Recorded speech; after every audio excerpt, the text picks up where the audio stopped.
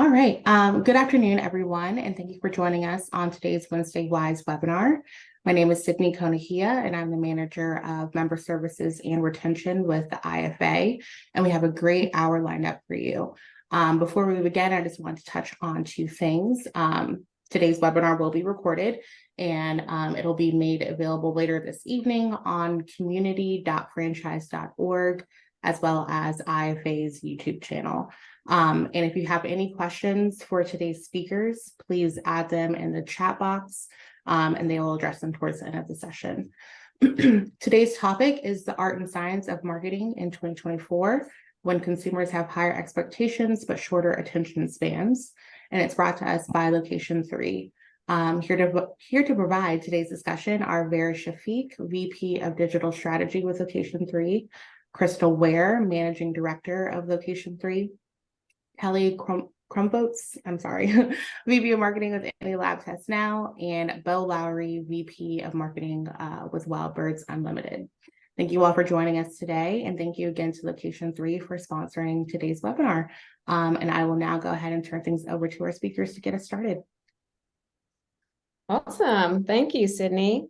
So just as she mentioned, sponsored by Location 3, she kind of gave Crystal and I a quick intro. So I'm VP of Digital Strategy at Location 3. Crystal is the Managing Director. And I thought I'd turn it over to our guest panelists, Bo and Kelly, to give a brief introduction of themselves as well as the verticals within which they work. Sure thing, Vera. I'm happy to go first. I'm Bo Lowry. I am Vice President of Marketing for Wild Birds Unlimited, and we are a 42-year-old brand with retail stores, about 360 across the United States and Canada. And we specialize in everything to do with backyard bird feeding, so bird food and feeders and all the things that you need to do to bring wildlife into your world. So great to be here. Thanks for having me. Awesome. Thank you for being here. And Kelly, go ahead. Hi, everyone. I'm Kelly Krumvoets, Vice President of Marketing for Any Lab Tests Now. We are a direct-to-consumer lab testing franchise. So consumers can visit any of our 220 plus stores across the United States to come in for any of their health and wellness, lab testing needs, DNA, toxicology. So we serve both the consumer and employers as well. So the B2B side, for whatever is needed. Excellent. Thank you so much. And Sydney, if you want to advance to the next slide. This is just contact information. If you want to contact us after the webinar, feel free to email us at hello@location3.com. Happy to answer any questions you may have. And then the next slide just gives a quick recap of the four of us here, which we've already done. So let's get into the content. We have a packed agenda for you today. We are going to discuss the art and science of marketing, and we are going to touch on the customer of today, and talk about how you can flex your muscles in both the art and science components of marketing.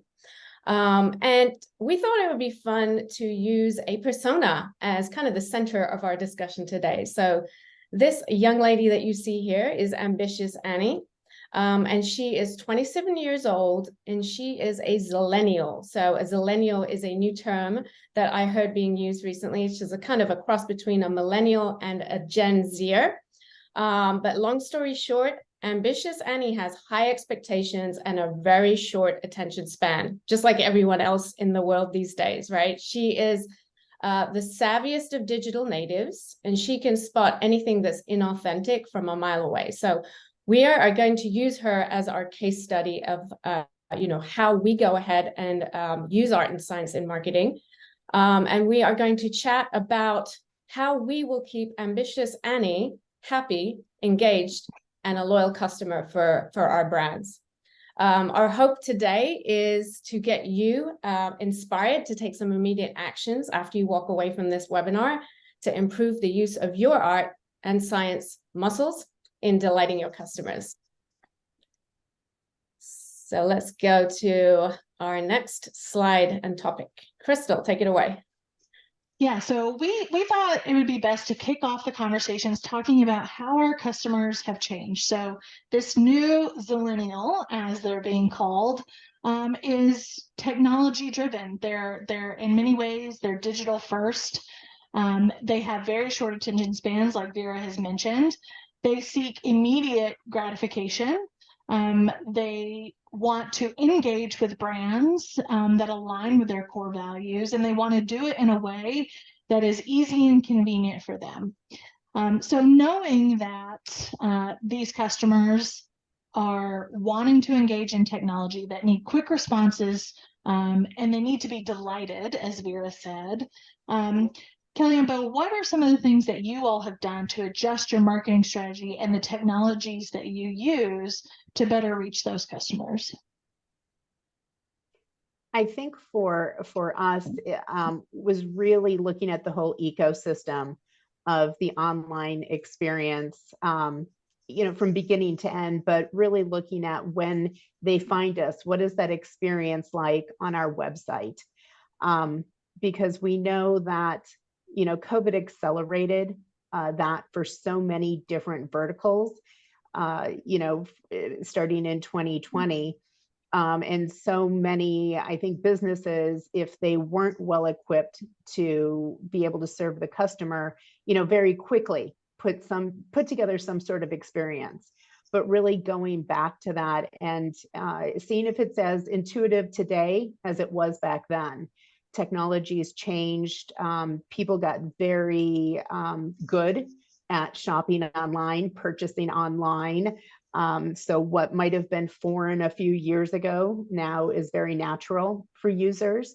So just, you know, looking at whatever barriers or things that might be considered out of date, maybe, or not needed.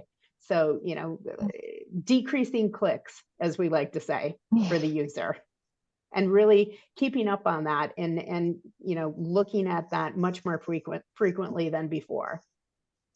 Yeah, and I would agree with a lot of what Kelly said, and you know, I think for us, you know, being a brand with the age that we are, we've developed relationships with our customers in store over all those years, and like we truly are a place that when you walk in the door, we're going to know your name, we're going to know what birds you like to try to attract in your backyard, what, you know, things you're trying to solve. And so really to accelerate how we make that connection in the online spaces as well and make it feel as authentic as possible and as much like it really is, because it truly is your local Wild Birds Unlimited franchise store owner and their staff managing all aspects of that customer journey. And so just what can we do to make those touch points really feel authentic? That's something we've spent a lot of time on. Yeah, I think And- that's great. And sorry, go ahead, Kelly.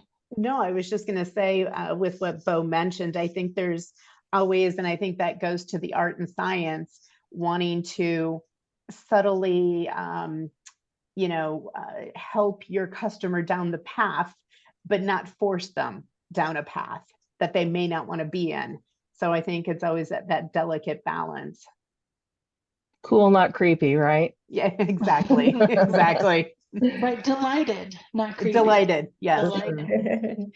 And Bo, you bring up authenticity, which is also a really important component to marketing, especially for this generation. Millennials and all the generations that are coming after are really aligning their purchasing decisions with their own values and the things that they deem important for themselves. Environment, sustainability, mental health, all of those things. Can you talk about how you take the values of your brand and you align them with the marketing that you put out for your business? Yeah, you know, I think we're really fortunate in that all those things that you mentioned have really been within our core values from the beginning. And so for us, it really was about exposing that and kind of tooting our own horns, so to speak, which we learned we weren't all that great at because we kind of felt like, oh, shucks, it's just, you know, we're just helping this organization, or, oh gosh, we just, you know, donated this much money and to certain, you know, organizations to help save birds and create habitat and whatnot. And so I think what we had to do was get over ourselves a little bit and say that, you know, these customers do care about this. And we could see in our customer survey data that, you know, really when they know about those things that we do as a brand, it not only really strengthened the loyalty, but it also really enhanced the overall value perception. And so we've spent some time, especially in the last year and a half, of doing some things at a system-wide level where we're telling about our partnerships and telling about the things that we're doing both at the national level and then in our local markets to really just, again, kind of toot our own horn and make sure people are aware. And it really has started to make a big difference. I think people appreciate it. We've definitely seen an uptick in that overall value perception and just general awareness of what we do. Oh, and I think, Bo, as I listen to you say that, I think it's the Midwestern modesty, Yeah. that y'all had to overcome.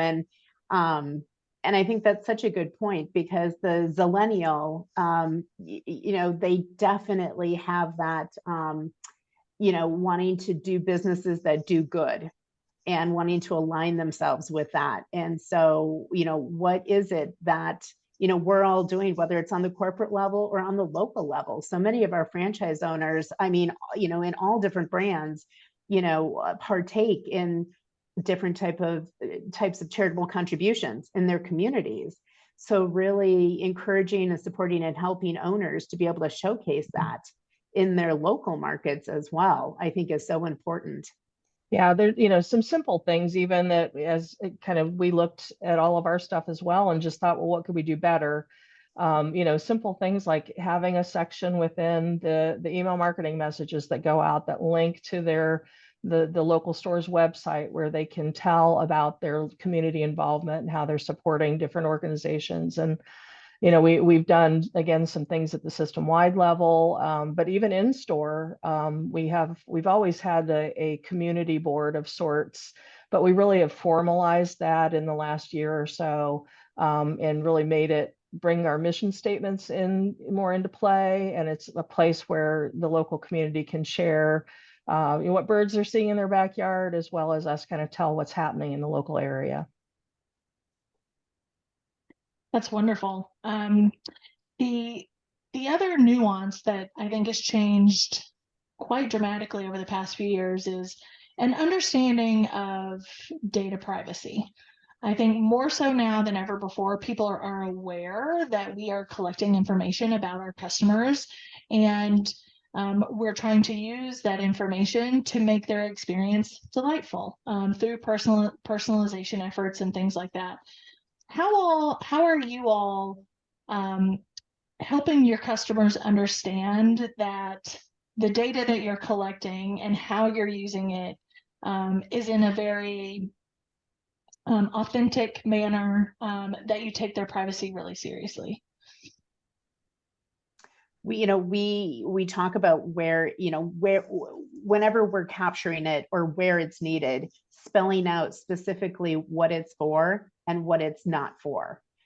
First of all, just very plainly in black and white, and being judicious on what we capture as well, because consumers have gotten so well educated about that when you're asking them, maybe to give up too much, it's going to become a barrier. Yeah, at that point, you're going to lose them. So I think balancing that really well, and just, I'm going to say, being very transparent with it. We have very clearly spelled out, we do not share your data. This data is used for X, Y, and Z. No more, no less. Yeah, I think the other piece. Go ahead. I was going to say that I think the other really important component is just to show the value of the data that you're getting. And so, if you're just collecting it, but you're not really doing anything for it, then that feels intrusive. But if I see that, oh, I got information about that product I just bought and how to make it be more fun in my backyard, that's useful and relevant. And so my team hears me say the word relevant about 50 times a day, because I'm a true believer in that, and how, if it's relevant, it will come and people will trust, and we've shown, have a track record of being trustworthy with their data. But if you're just doing it just to be doing it, then that feels, feels icky. Yeah, I think that's where the true value of the art and science balance comes in terms of walking in your customer's shoes and giving them what they want not what you think they want, being the customer and understanding what that path to conversion or the path to purchase is. So I think that's especially important in the health vertical, Kelly, with, where you're dealing with people's kind of sensitive information, and, people are going to be concerned about what you're using their data for. So I think that's really, those are great points. Absolutely. And that, going along with wanting to maintain that level of trust with your customer, it is so very important. Yeah.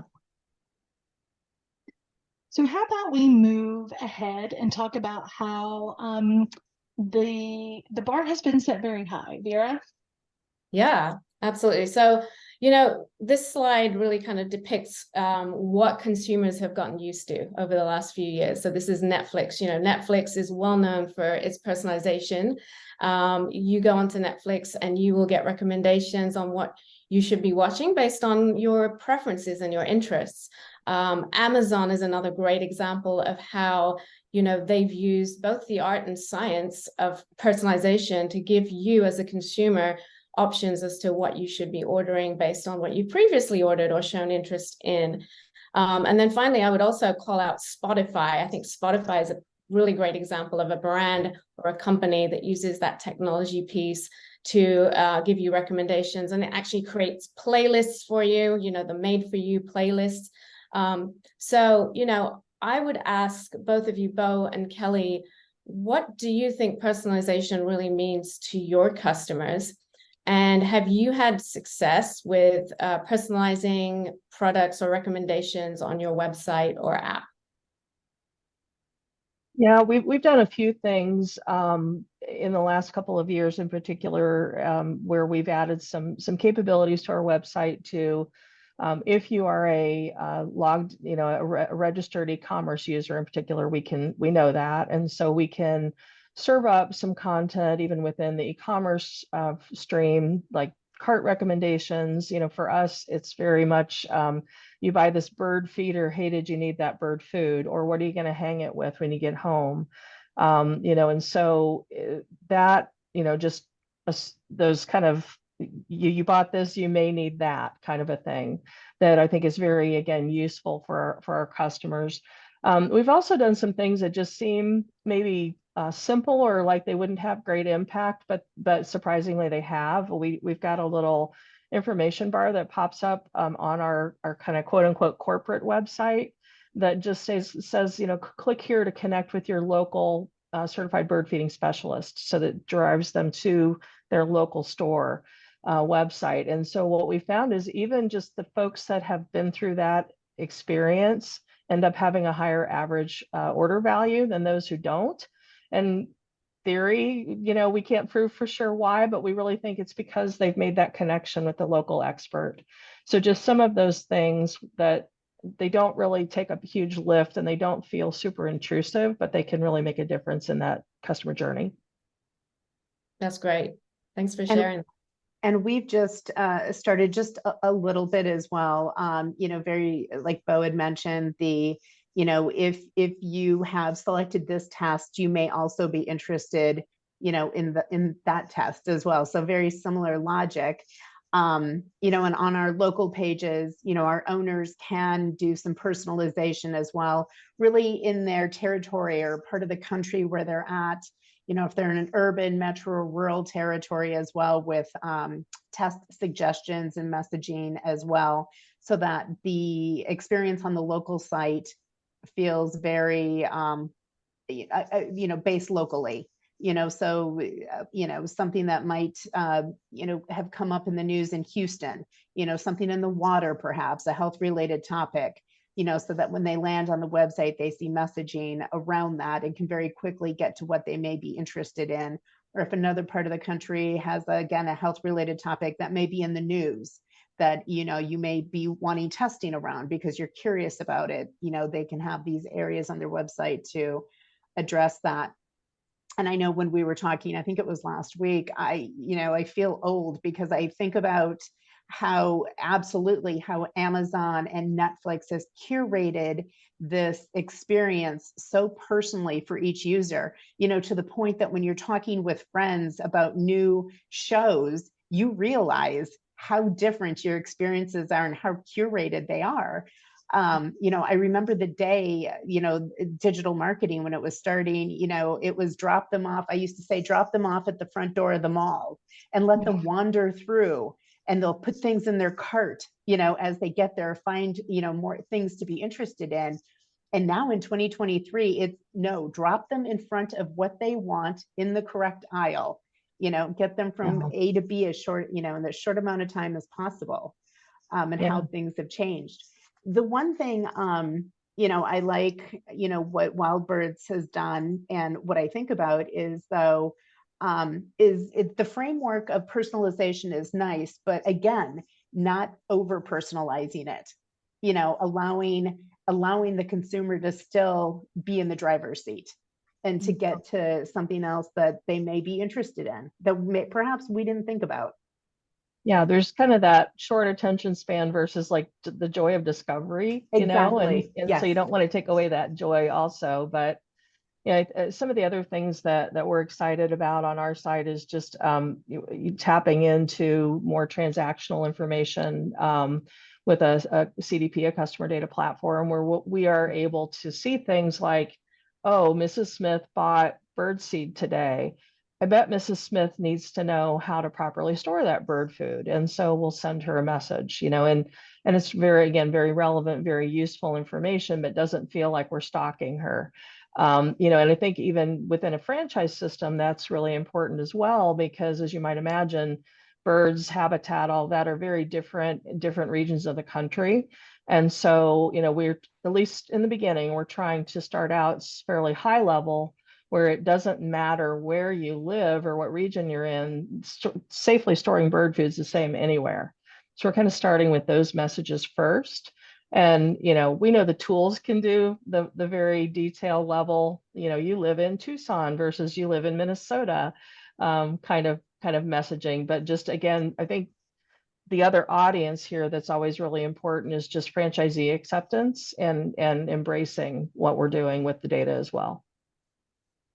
Yeah, I think that's a great point. And, you know, since this is, you know, an IFA webinar and we're talking, you know, franchising and multi-location, I think the personalization piece at the local level is really kind of the ultimate goal, right? It's to be able to provide a very localized experience for every single consumer, depending on where they are in the country.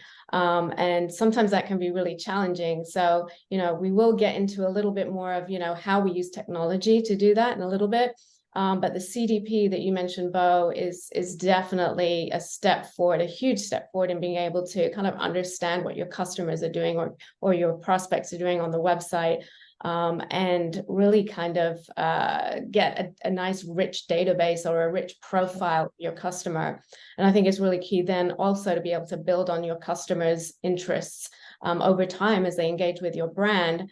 And that's something that we've really not been able to do that well until the introduction of CDPs into our lives. So I think, you know, CDPs continue to be a major technology piece of the puzzle, if you want to call it that. For sure. You know, and I think, I mean, we were talking even internally not long ago that, you know, it's been really fascinating that as a brand, as a marketing team, we've been able to do what we've done, but we didn't really get to see the customer transaction, you know, directly. And so to be able to do that, like at this point, we don't even know what we don't know. You know, we have a whole list already of, gosh, can we learn this? Can we learn that? And then what action can we take? I think an important point about it too is just that, you know, we're really focused on what can we do to stay authentic, yet help take the lift off the franchisee. Because to say to, you know, a local franchisee, hey, you need to go find everybody today that bought X, Y, and Z and send them this specific message, that's not a reasonable ask, but the technology can handle that. Yeah, for sure. Yep, technology is certainly going to be more and more important in terms of the marketing landscape and a tool for us to kind of make our lives easier and scale our efforts for sure. Okay, well, I think we could probably move on to the next topic of discussion on the agenda, which is really how to flex your art and science muscles. This is really what we just talked about just now, and I'm going to let Crystal kind of take this. The slide actually is missing some of our imagery here, so I don't know what happened there. Sydney, do you want to just hit next to see if it? Oh, there you go. It's an animation. Yeah, we have some nice little animations in here. I was wondering what happened to our little yellow text. Yeah, so here's some of the things. Thanks, Sydney. Some of the things that Crystal will touch on here on flexing your art and science muscles.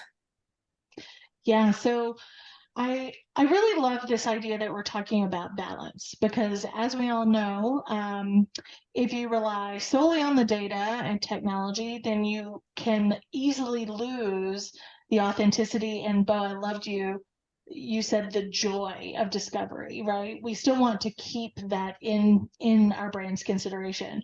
But on the flip side of that, if you only focus on joy and creativity, then you might miss out on the revenue, which is ultimately what we're all striving for through our marketing efforts. So it really is a balance between creating this wonderful user experience that is grounded in the data and fueled by the technology that you have available to your brand. So I would love to start. AI is the thing that everyone's talking about. So let's get into more of kind of the technology and the how you all are accomplishing some of these really great personalization efforts for your brand. So can you talk a little bit about your use of AI and how you've employed that at your company? Yeah, we've started exploring it in different areas, and we've started in the marketing area, talking about using it as our assistant, if you will. What could it do for us that was taking up time? So whether it was using Bard or ChatGPT, for inspiration, for thought starters, in that regard. Our team has used some of the video editing platforms as well.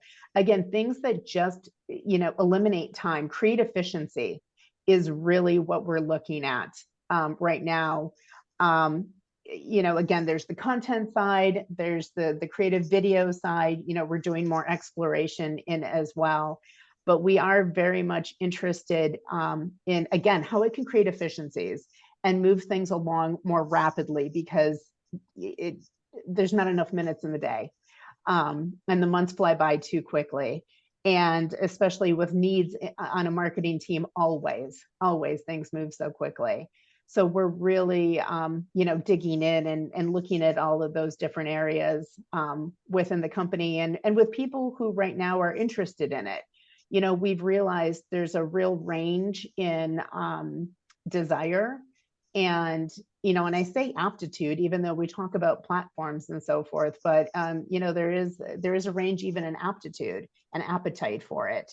So, a group of us doing some, I'm going to say recognizance on it first, foraging ahead through the jungle and seeing what we find and bringing others along with us.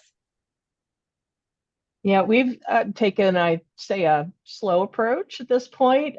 We've, done some experimenting just to see what it looks like. And I will say, I'll kind of go back to it. I like what Kelly said about, idea starters. I think I see some opportunity there.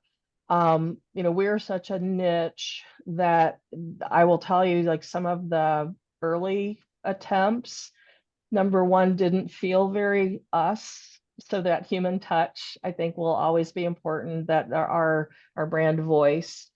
And then secondly, inaccurate. We kind of hang our hats on being the backyard bird feeding experts. And so what information we convey and the education that we give needs to be spot on. And, if you have to stop and verify and cross-reference everything, then it's not really a time saver. I think it'll come along. I think the other thing, just from a franchisor perspective, and we're currently working with our legal counsel on just some guidelines for us and for our franchisees. You know, I mean, we're on a platform right now that had to kind of backtrack their own terms of use, and, you know, saying anything that you do and say on our platform is ours.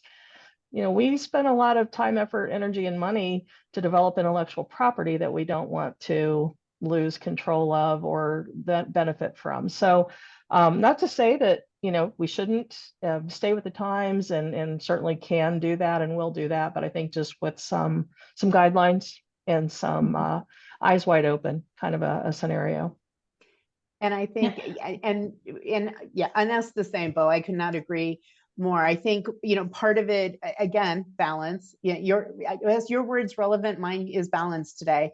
But knowing that you have franchisees asking about it, right? They're seeing it, and what are you doing? What are you doing with AI, and how is it going to help us? So it's finding that balance of, you know, creating the framework, right? So keeping everyone safe, but yet staying with the times, because it's not, I don't think it's going to go away. So You know, so you want to still stay up on things. That's right. Yeah, and I would say that, you know, just echoing what you both said, is using AI at this time that we're at right now really does require some caution. It can be used to save time and scale efforts, but at the same time, I still think the human touch is needed. So to your point, Bo, it won't save as much time as we would like it to save us right now, but I think it's very important that humans double check the work that AI is doing. And so there are a lot of things that can be done to personalize the experience, to create a better artistic experience, if you want to call it that, by having AI write us some copy that's more varied than maybe we were able to produce at scale. But at the same time, you know, human eyes on that, checking it, making sure it is brand safe, brand relevant. So yeah, I completely agree with what you both said. Yeah, and I It think, can you know, get us, I was going to say, if it can get us to version 2 or version 3 faster, great. But it's still, yeah, it's still going to have to go through some iterations. Yeah, 100%. yeah. And, you know, Kelly, we have very limited time in our day, but we also know that our customers, we only have like 4 seconds in some cases to make an impact, right? So if AI can help us get our customers somewhere quicker, you both have talked about recommendations to add to cart, relevant products. Those are things that AI can help fuel because it's based on inputs and data that you're able to provide to it. So that also helps kind of increase that ticket value, right? We're always trying to increase that ticket value at that point of sale. And so we can use AI to do really creative things like that. That's also very relevant to customers. So I love all of those approaches. So on the, you know, the technology side, obviously collecting first party data to build better profiles for your customers is really important. Do either of you have processes where you require any sort of authentication, logging in? How are you collecting that data and maybe using it a little bit differently? For us, I mean, I think the e-commerce side of it would really be where that comes in, you know, and then just at the retail counter, you know, in the data that's given voluntarily by our customers, you know, verbally that we capture in our system is, again, very minimal. But then, you know, the transactional data in the e-commerce channel today, now with CDP, we will have both in-store and online visibility. So that will be a big step forward. And we're very much the same, like Bo, between, you know, in-store and online as well. Great. And then, Bo, you mentioned earlier just the customer experience. And so how are we balancing letting the customer kind of experience things that they want to experience, but also using the data to direct our customer down a certain path that we want them to take? So it's really finding that balance between the conversion driving, but also the brand, the storytelling, and the experience. Can you talk a little bit about that? Sure. Yeah. You know, I think, again, that's really what everything in the store is all about, is that, you know, what kind of a backyard do you have? Is it, you know, wooded? Is it a desert? Is it, you know, an open field? What kind of birds are likely to be in your area because of that you are likely to attract? And then here are the products that we offer that would help you do that and help you experience the joy of watching those birds in your backyard. And so, again, I think there's a lot of work for us to do to really truly close that gap in the digital spaces. We can get a good way there today. But again, knowing some of that, oh, you know, again, Mrs. Smith always buys this particular food, and we know that that's attractive to hummingbirds versus bluebirds. So now we can serve up, gosh, you seem to be a person who loves hummingbirds. Here's some great information and some neat behaviors you could watch for at your feeders to, again, really expand that experience that you're having. So, you know, for us, and I'm sure for many brands, the customer experience really kind of just starts when you leave our store. You know, that you had an experience while you were shopping, that's your shopping experience, but really your brand experience is what's happening in the backyard. And we need to do everything we can to make that as special and meaningful as we possibly can. And I think that's where some of that personalization will help us get there further, where we may not know until the next time she comes in that Mrs. Smith didn't see hummingbirds right away. And why was that? You know, we can send her tips proactively about here's what you can expect to have happen. So I think that's really the path that we're looking to go down first. And, you know, for us, and delightful sometimes is not a word associated with getting blood work done. But what we do know is that making it as quick and efficient and painless is so important to our customers. You know, we track, you know, like most everyone out there, is almost everything. So depending upon what that experience is, you know, where did they come from? Where did they land? What did they look at? You know, when we're sending timing of messages, whether it's text, whether it's email, you know, open, when are they looking at things? Where are they landing and how much time are they spending? You know, you can start to see you know, the different journeys at that point and what they're really interested in. And, you know, Bo's, I love Bo's example of, you know, the different types of birds they're interested in. For us, it's health concerns and health needs. You know, just our open rate on our emails is fantastic, which tells us people are interested in being educated. We very much take an educational approach. You know, we have such a breadth of lab tests and health and wellness tests that people can come to us for, and so many types of tests that you know, a common person wouldn't know about if we weren't educating them and taking the different opportunities that we have. You know, so matching that up with, you know, with our different personas and ages is really what we're looking at, and how we can do more with that. Again, knowing that, you know, people aren't coming into the lab every month for lab work, but they do and will come back, depending upon what's going on with them. And that's where I think Zillennial Annie is so interesting, because for us, while she may not be our prime target, she's one that is interesting to us because that demographic is one that is very interested in their health. They were, I'm going to say, growing up or grew up during COVID, which the media, you know, created such hyper awareness around everyone's health and all the different health conditions that played into COVID to be aware of. So it did some of the heavy lifting, you know, for us, and it accelerated that customer along the path for us. So you know, I look forward to next year. I look forward to planning as we're starting to plan for next year, and doing more of what we can with the science that's becoming available. That's really interesting. A perspective of like outside influences really changing the way that you do business and being able to respond quickly to it.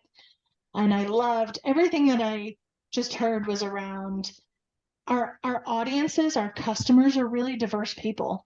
And the more we can understand them through our technology, the more accurate we can speak with them, and it's going to drive loyalty on the back end. Bo, I love that you said your customer experience starts after they've actually bought their first bird food, right?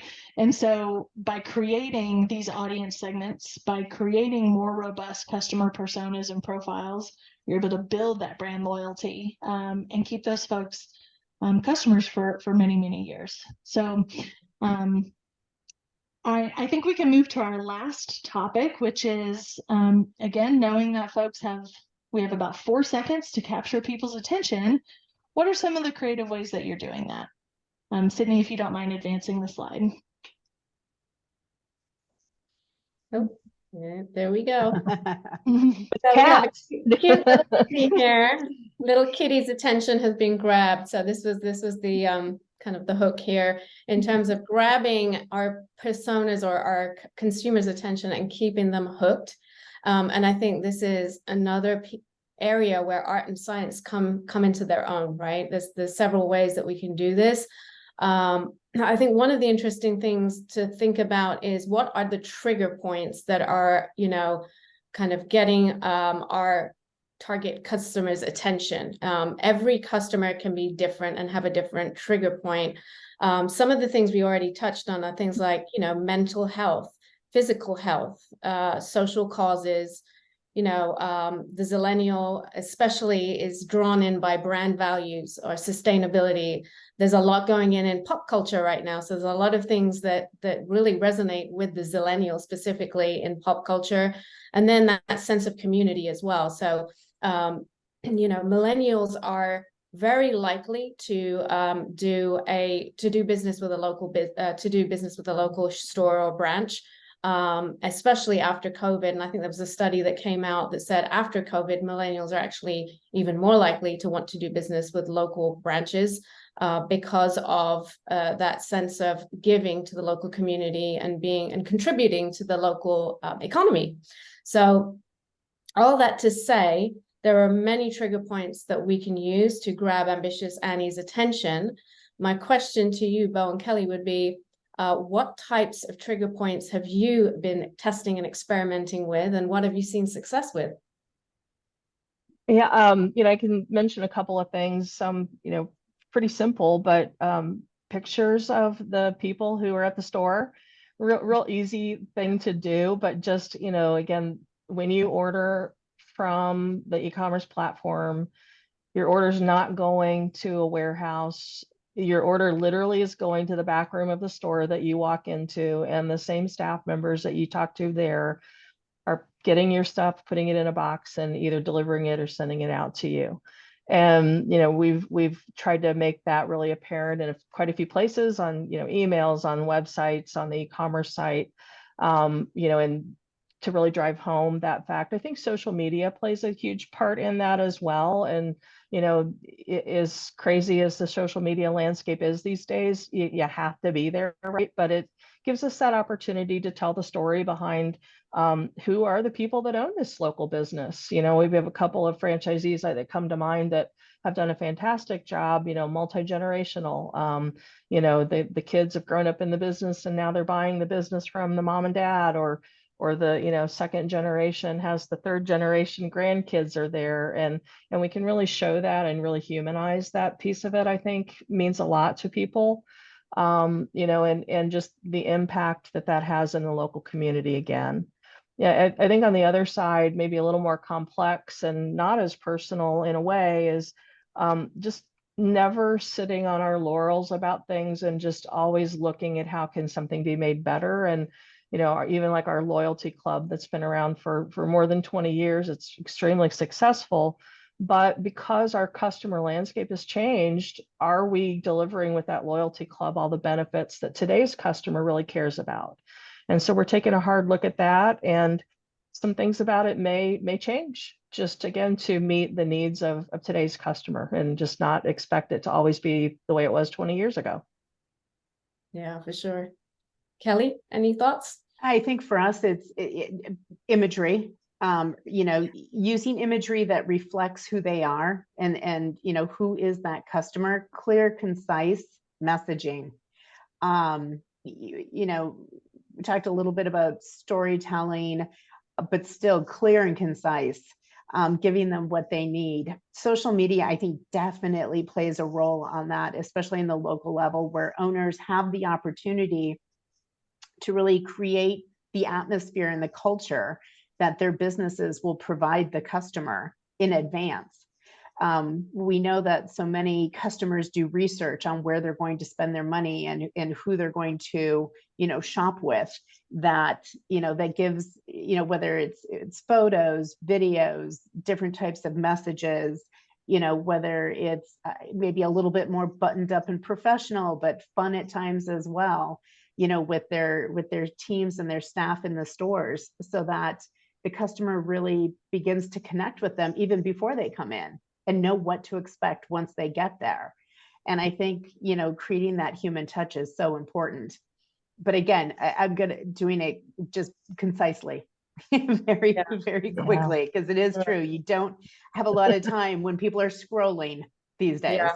Absolutely. I'll echo that. I mean, we're going through an exercise right now. I mean, we've been storytellers forever, and when you're dealing with the natural world, there's an interpretive side of that, of here's what you're seeing and what that means and why you should care about it. I think over time, we looked at our stuff and we said, gosh, again, if somebody's scrolling, are they going to read all of that? There's a time and a place for it. We don't want to lose it.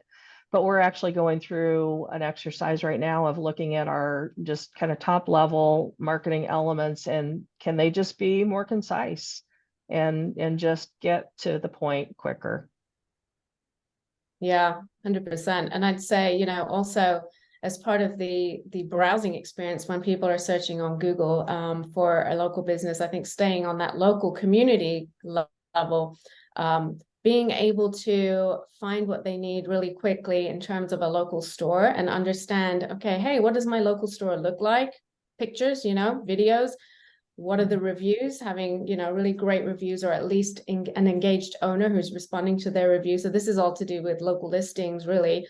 Being able to kind of see, is this a Black-owned business? Is it a women-owned business? You have so many things available to you to be able to give that consumer a really big picture, 360-degree view of who is that local business owner. And I think, what better place than the Google search page to give them everything they need in that one kind of bite-sized piece of information. The Google business pages are very important for our owners and for any businesses out there. And exactly like you said, Vera, you can really create a great snapshot very efficiently, and being able to express what that experience is going to be when they come into the store. Yeah, 100%. Great.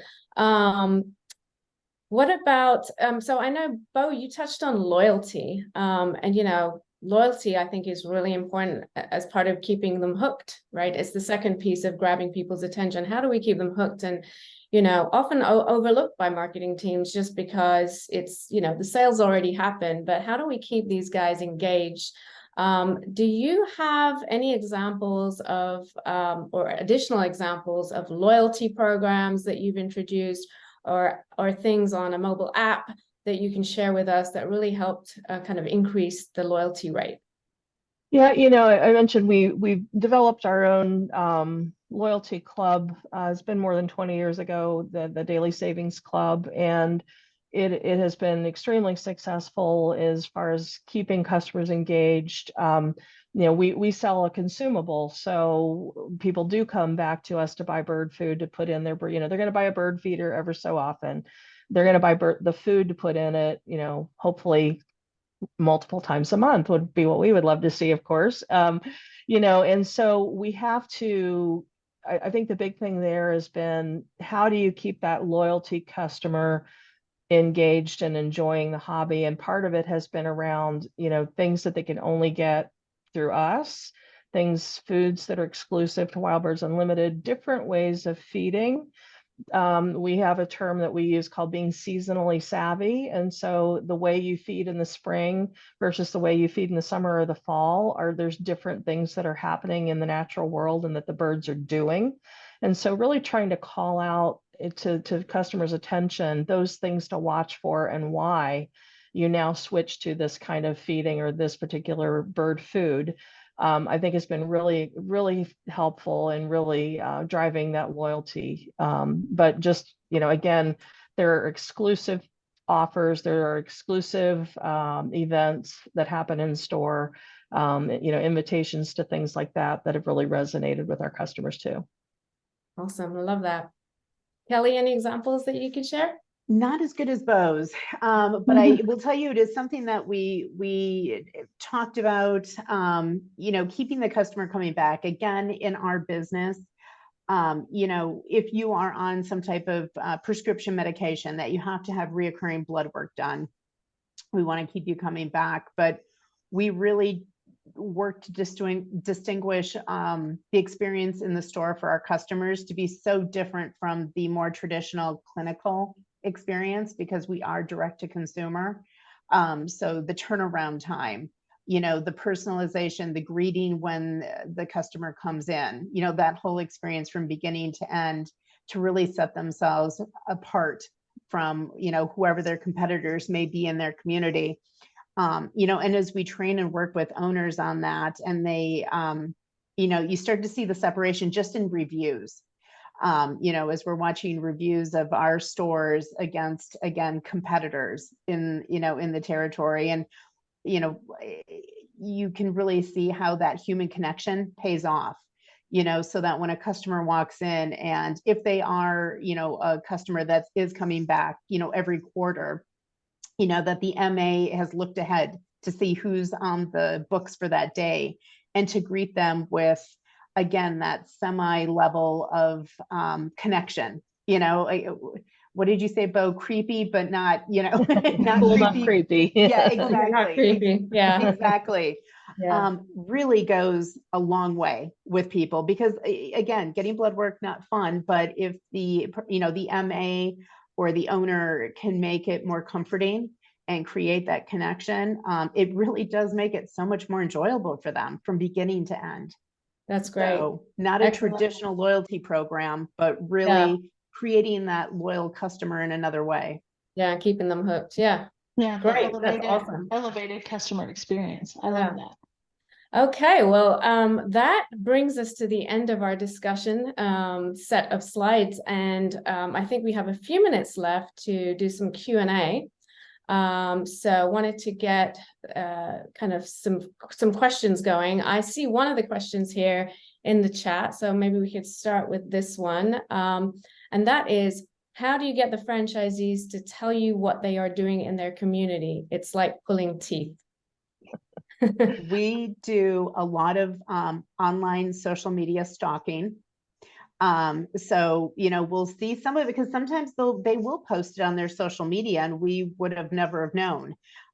So we may see it, but our franchise business coaches are great.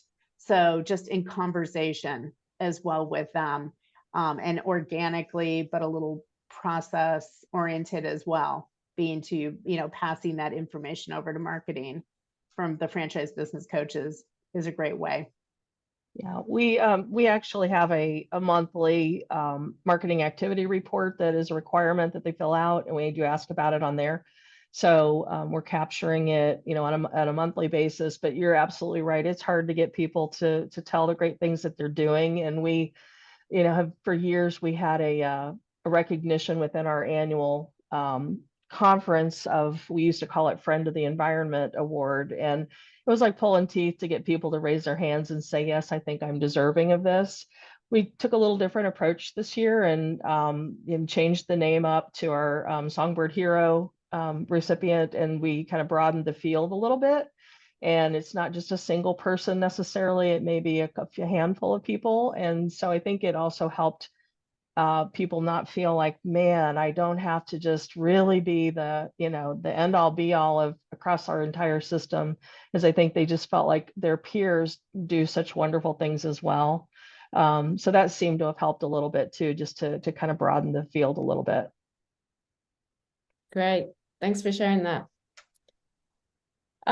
Sydney, I don't know if we have any more questions from the audience. So one more just came in. How do you, this one's it's kind of funny. How do you do social media stalking without spending hours upon hours doing that? And then a second part is, how do you get emails besides at the register?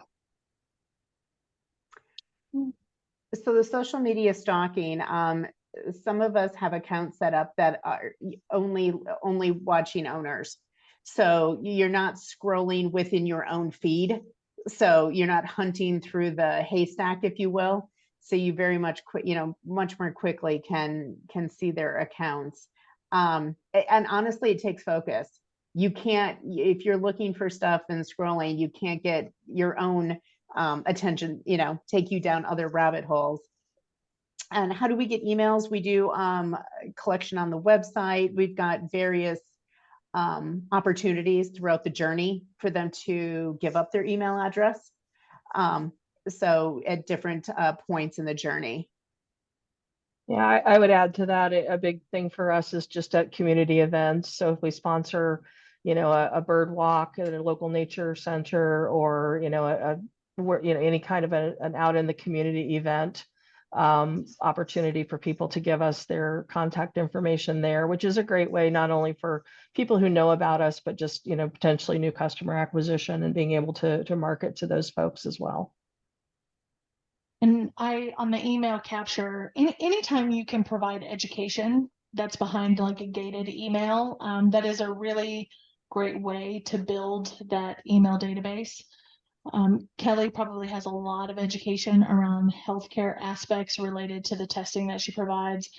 And Bo, as the backyard birding experts, probably has an infinite database of education materials that you could share to the public, and capture email addresses by sharing that content to just answer customer questions. Yeah, and also just to add to that, for e-commerce brands, you'll see it a lot where there'll be a discount code and it'll be share your email address for 10% off. I mean, that's a really easy way to get people's email just to save some money. But just in general, any mutual value exchange that you can provide to your customers is a really great way to get their email address. And if they're willing to do that, then they're going to be willing to, be marketed to after that. So I think that's a great strategy. We have a couple more questions. One of them is, how do you analyze review performance by location? And is it possible to drill down by employee? Bo or Kelly, I'm not sure if you have any input on that. Yeah, we have a platform that we use for that purpose, where we are able to see the reviews that are left, and as well as just soliciting survey responses, after a purchase, but then just the ones that generally come in on Google My Business, or whatever it's called these days, Google Business Profile, or Facebook, wherever. And so you can drill down by location and see the star reviews, see the words. There's a vocabulary analytics behind it to flag, positive sentiment, negative sentiment, all of that sort of thing. And we find, our business coaches do a terrific job of keeping that top of mind with the franchisees. And they really take it to heart if something comes in on the rare occasion that it was, a negative sentiment, and we ask, can we follow up by contacting you, so that we can try to resolve it. And that's really well received too by the customer. And for us, it's the same. We work with a platform that exactly we can see them by store, and that, we can see some of those unhappy customers and, why was that? Why is that? We do a lot of training and work with our owners as well as on how to respond and how to take it offline to resolve and to turn it around for the franchise owner as well. So there's great platforms out there now that are definitely able to help with that. Yeah, 100%. Fine, we've got 2 minutes left, so maybe we can get this last question in really quick. And that is, what is the marketing key focus for your brands in 2024?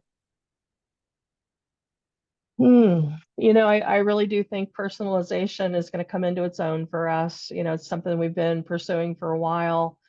in the digital space, as I mentioned, and human side of things in person, that's a no-brainer. But you know, we've got it takes a little time to get the tools in place, get the strategy figured out. And I really feel like the rubber's going to hit the road for us in 2024. Fantastic. I think for us, education and personalization, you know, how to, again, educate the customer on not only who Any Lab Test Now is, but what are the benefits for coming into our store, and being able to just get to them faster, smarter, in a better way. Excellent. Wonderful. Well, I think that brings us to the end of this webinar. I'll hand it back to Sydney. Yep. Thank you guys so much. That was a great webinar, super informative. And we had a couple more questions in the chat. So I will try and connect the people who didn't get their questions answered with you guys after. But thank you everyone for joining today's webinar. Thank you, Vera, Bo, Kelly, and Crystal for your time. And thank you to Location 3 for your sponsorship. Like I said in the beginning, the recording for this webinar will be put on community.franchise.org and also on IFA's YouTube channel. And a copy of the slide deck will also be included on our community page. Yeah, thank you everyone, and I hope you have a good rest of your day. Thanks, everyone. Bye, everyone.